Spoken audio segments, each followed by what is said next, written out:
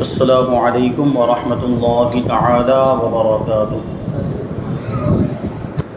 نحمده ونصلي ونسلم على رسوله الكريم اما بعد فاعوذ باللہ من الشیطان الرجیم بسم اللہ الرحمن الرحیم ان اللہ وملائکته یصلون علی النبی یا ایها الذین آمنوا صلوا علیہ وسلموا تسلیما اللهم صل على سيدنا ومولانا محمد معدن الجود والكرم وآله الكرام وابنه الكريم وبارك وسلم صلاة وسلاما عليك يا رسول الله صلی اللہ تعالی علیہ وسلم۔ سورہ بقرہ آیت نمبر 203 کی تفسیر ہے۔ اللہ تبارک و تعالی ارشاد فرماتا ہے وَاذْكُرُوا اللَّهَ فِي أَيَّامٍ مَّعْدُودَاتٍ فَمَن تَعَجَّلَ فِي يَوْمَيْنِ فَلَا إِثْمَ عَلَيْهِ وَمَن تَأَخَّرَ فَلَا إِثْمَ عَلَيْهِ لِمَنِ اتَّقَىٰ وَاتَّقُوا اللَّهَ وَاعْلَمُوا أَنَّكُمْ إِلَيْهِ تُحْشَرُونَ۔ اور گنتی کے دنوں میں اللہ کا ذکر کرو، تو جو جلدی کر کے 2 دن میں مینا سے چلا جائے اس پر کچھ گناہ نہیں، اور جو پیچھے رہ جائے تو اس پر بھی کوئی گناہ نہیں۔ یہ بشارت پرہیزگار کے لیے ہے، اور اللہ سے ڈرتے رہو اور جان رکھو کہ تم اسی کی طرف اٹھائے جاؤ گے۔ اب یہاں پر یہ جو فرمایا جا رہا ہے کہ گنتی کے دنوں میں اللہ کا ذکر کرو، تو یہاں گنتی کے دن سے مراد کیا ہے اس کو بتاتے ہیں کہ گنتی کے دنوں سے مراد ایام تشریق، یعنی ذی الحجہ کی 10ویں 11ویں 12ویں اور 13ویں تاریخ، یہ 4 دن ایام تشریق ہیں۔ اور ذکر اللہ سے نمازوں کے بعد اور جمرات کی رمی کے وقت تکبیر کہنا مراد ہے، یعنی ان دنوں میں نماز کے بعد تکبیر کہی جاتی ہے، جیسے ایام تشریق کے اندر ہم لوگ تکبیر پڑھتے ہیں، اور ذی الحجہ کے مہینے میں 9 ذی الحجہ کو شروع کر دیتے ہیں، اور 13 ذی الحجہ تک عصر کی نماز تک وہ ہر فرض نماز کے بعد جو جماعت مستحبہ کے ساتھ ادا کی جا رہی ہو اس میں ہم تکبیر پڑھتے ہیں، اللہ اکبر لا الہ الا اللہ واللہ اکبر واللہ اکبر وللہ الحمد، یہ پڑھتے ہیں۔ اور حاجی جب وہاں جاتا ہے حج کرنے کے لیے تو حج کے ارکان میں سے حج کے اعمال میں سے اور حج کے مناسک میں سے وہ رمیے جمرات بھی ہیں، کنکر مارتے ہیں، شیطان کو کنکر مارتے ہیں۔ تو یہ 3 جمرے وہاں پر بنے ہوئے ہیں، 3 ستون کی شکل میں اس طرح بنے ہوئے، اسی کو جو ہے کہ کنکر مارے جاتے ہیں۔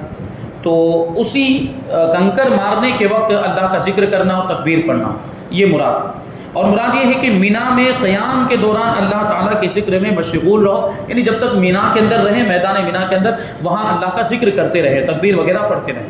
فمن تعجل فی یومین، تو جو جلدی کر کے 2 دن میں چلا آئے، یعنی 10 11 12 اور 13 ذی الحجہ، ان 4 دنوں میں مینا میں جمرات پر رمی کی جاتی ہے، یعنی یہ 4 دن جو ہے 10 11 12 13 ذی الحجہ، اس میں وہ کنکر مارے جاتے ہیں۔ تو 10 تاریخ کو صرف ایک جمرے کو کنکر مارے جاتے ہیں، اور بقیہ تاریخوں میں یعنی 11 12 13 کو تینوں جمرات کی رمی کی جاتی ہے، تینوں جمرات کو کنکر مارے جاتے ہیں۔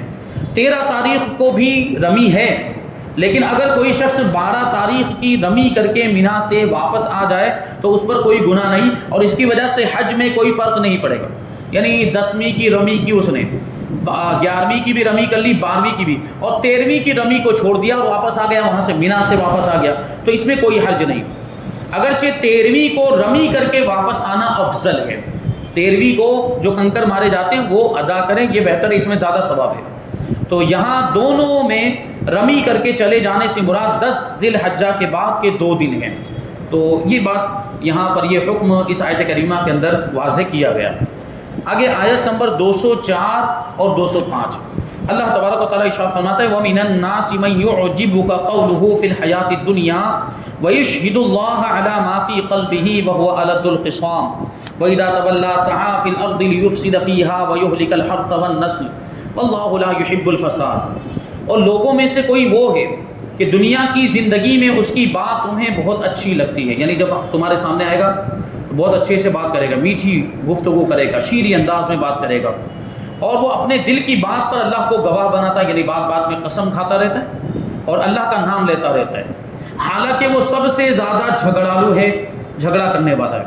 اور جب پیٹ پھیر کر جاتا ہے، یعنی مسلمانوں سے پیٹ پھیر کر جاتا ہے اور حضور سے پیٹ پھیر کر جاتا ہے، تو کوشش کرتا ہے کہ زمین میں فساد پھیلائے اور کھیت اور مویشی ہلاک کرے، اور اللہ کو فساد پسند نہیں۔ اب یہاں پہ یہ لوگوں میں سے کچھ لوگ ایسے ہیں، کوئی ایسا، اس سے کیا مراد ہے اور اس آیت کریمہ کا شان نزول کیا ہے، اس کے پیچھے کا واقعہ کیا ہے، اس کو بیان کرتے ہیں۔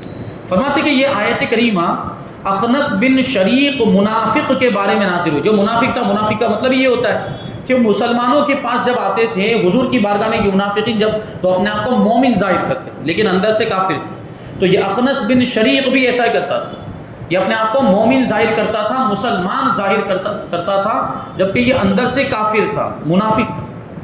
تو یہ حضور پاک صلی اللہ علیہ وسلم کی خدمت میں حاضر ہو کر بہت لجاجت سے میٹھی میٹھی باتیں کرتا تھا، چکنی چپڑی باتیں کرتا تھا، اور اپنے اسلام اور حضور صلی اللہ علیہ وسلم کی محبت کا دعویٰ کرتا اور اس پر قسمیں کھاتا تھا، اور در پردہ فساد انگیزی میں مصروف رہتا۔ یعنی جب مسلمانوں کے پاس سے واپس جاتا، جب حضور کی بارگاہ سے واپس جاتا تھا تو اسلام کے خلاف کارروائی کرتا اور لوگوں میں اسلام کی دشمنی اور لوگوں کو اسلام سے پھیرنے کی کوشش کرتا۔ تو یہ سب سے بڑا فساد ہے، وہ اس انداز میں فساد پھیلاتا۔ اور ایک فساد یہ کرتا کہ اس نے مسلمانوں کے مویشیوں کو، یعنی مسلمانوں کے جانوروں کو بھی ہلاک کر دیا اور ان کی کھیتیوں کو آگ لگا دی تھی، یہ فساد کیا تھا اس نے۔ تو یہاں مجموعی طور پر جو خرابیاں بیان کی گئی ہے اخنس بن شریق کی، خاص طور پر اس کی خرابیاں بیان کی گئی۔ وہ کیا کرتا تھا؟ وہ ظاہری طور پر بڑی اچھی باتیں کرنا، یہ پہلی خرابی اس کے اندر تھی، میٹھی میٹھی باتیں کرتا ہے، دل میں وہ ہوتا نہیں تھا، وہ جو زبان سے بولتا تھا خیر خواہی کا، ہمدردی کا یہ اظہار کرتا تھا، لیکن دل میں وہ خیر خواہی کا جذبہ نہیں ہوتا تھا۔ دوسرے نمبر پر اپنی غلط باتوں پر اللہ کو گواہ بنانا، یعنی بات بات پر قسم کھانا۔ تیسرے نمبر پر جھگڑالو ہونا۔ چوتھے نمبر پر فساد پھیلانا۔ پانچویں نمبر پر لوگوں کے مالوں کو برباد کر دینا، اور چھٹے نمبر پر نصیحت کی بات سن کر قبول کرنے کے بجائے تکبر کرنا، غرور کرنا۔ یہ 6 بری صفات اخنس بن شریق کے اندر پائی جاتی تھی، اور اسی کا یہاں پہ تذکرہ ہے، لیکن ان 6 بری صفات کی وجہ سے اس کی برائی بیان کی جا رہی ہے۔ اس کا مطلب ہے کہ یہ چیزیں بری ہیں، اور یہ چیزیں بری ہیں، اس کا مطلب یہ ہے کہ ایک عام مسلمان اور ایک مومن کے لیے بھی ان چیزوں سے بچنا ضروری ہے، کیونکہ یہ برائی بیان کی جا رہی ہے، اس کا مطلب یہ ہے کہ یہ چیزیں اچھی نہیں ہیں، یہ عادتیں اچھی نہیں۔ تو فرماتے ہیں یہاں آیت مبارکہ میں اگرچہ ایک خاص منافق کا تذکرہ ہے، لیکن یہ آیت بہت سے لوگوں کو سمجھانے کے لیے کافی ہے۔ ہمارے معاشرے میں بھی بہت سے لوگ ایسے ہیں جن کی زبان بڑی میٹھی ہوتی ہے، بات بہت اچھی انداز میں کرتے ہیں، گفتگو بڑی نرمی سے کرتے ہیں اور بڑی عاجزی کا اظہار کرتے ہیں۔ آپ کے سامنے آئیں گے تو آپ کے ساتھ اس طرح بات کریں گے کہ آپ بہت بڑے ہیں اور وہ بہت چھوٹا ہے، اس طرح وہ بات کرتے ہیں، لیکن در پردہ دین کے مسائل میں یا لوگوں میں یا خاندانوں میں فساد برپا کرتے ہیں، دشمنیاں پیدا کرتے ہیں لوگوں کے درمیان، چغل خوری کرتے ہیں، اس کی بات ادھر تک، اس کی بات ادھر۔ اور چغل خور جو ہوتے ہیں، ادھر کی بات ادھر لگانے والے، یہ محبتوں کے دشمن ہوتے ہیں۔ کیا مقصد کیا ہوتا ہے ان کا؟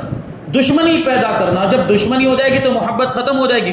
تو جو دو لوگ آپس میں رشتہ داری ہوتی یا دوستی یاری ہوتی، آپس میں محبت ہوتی، یہ چغل خور ان کی محبتوں کو ختم کر دیا کرتے ہیں۔ بسا اوقات خاندانوں میں لڑائیاں لگا دیتے ہیں اور رشتہ داروں میں لڑائیاں لگا دیتے ہیں، تو یہ بہت بڑے گنہگار ہیں، حرام کے مرتکب ہیں۔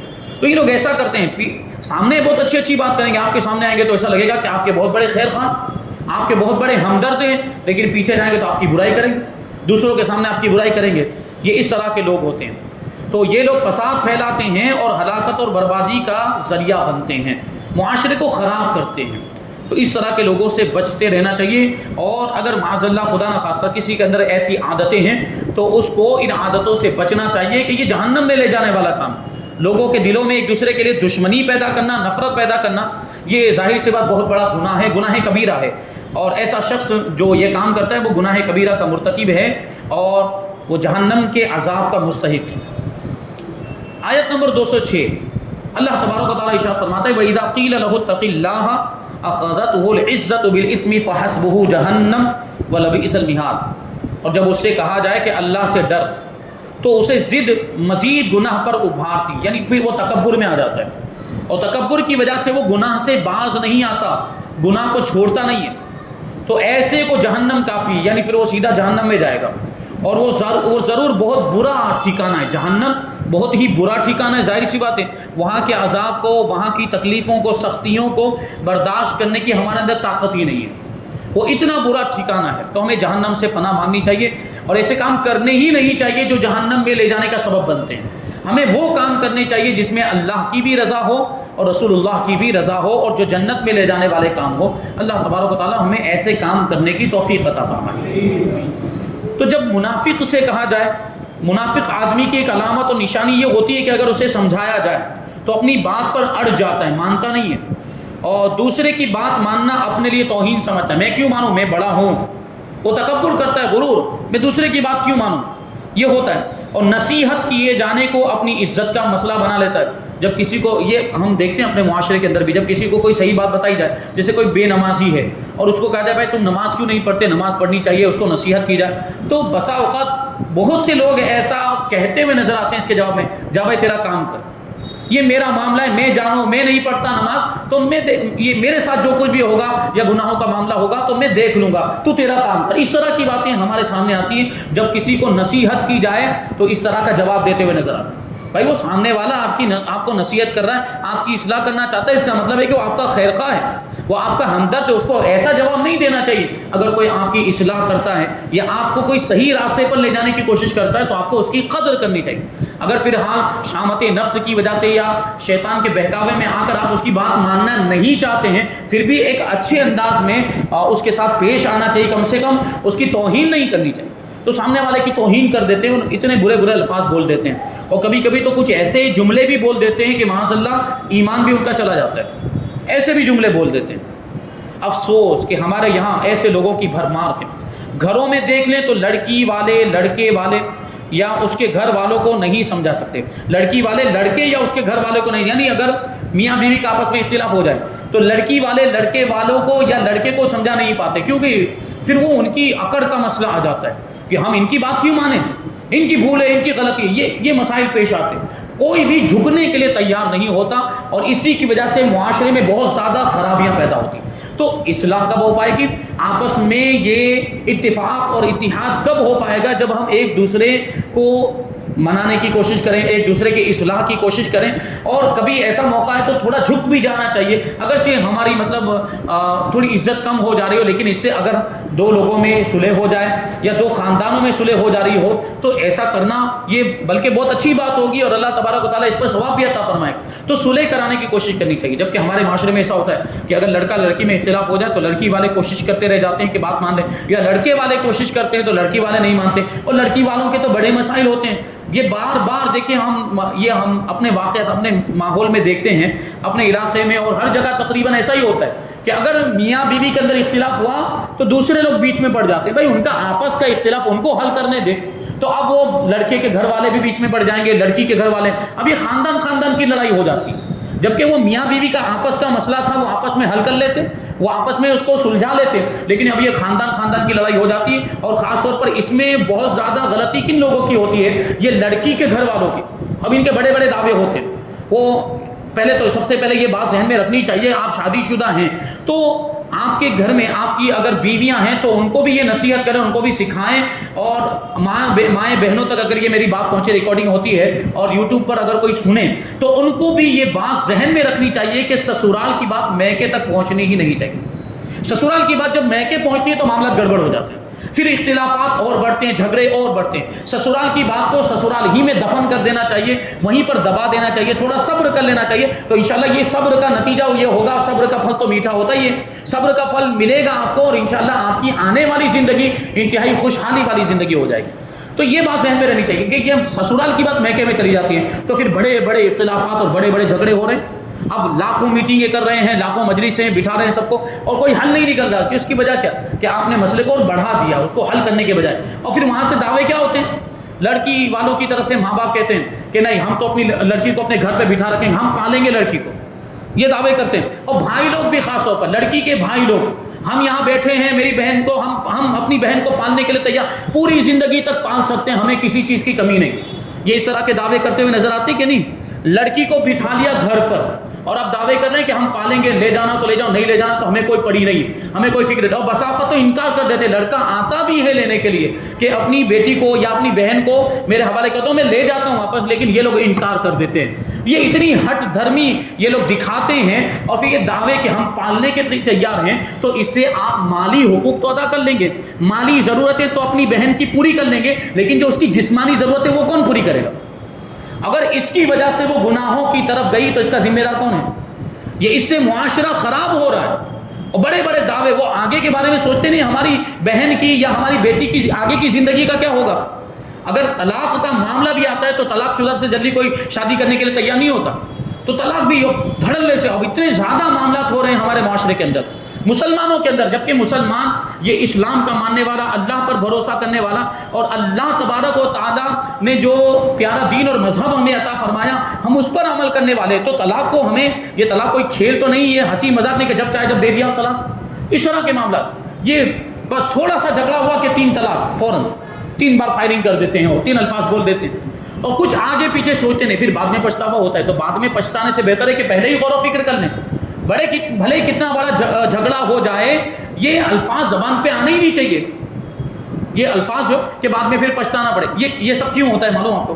یہ جانکاری نہ ہونے کی وجہ سے، اسلام کی معلومات نہ ہونے کی وجہ سے، شریعت کے مسائل معلوم نہ ہونے کی وجہ سے.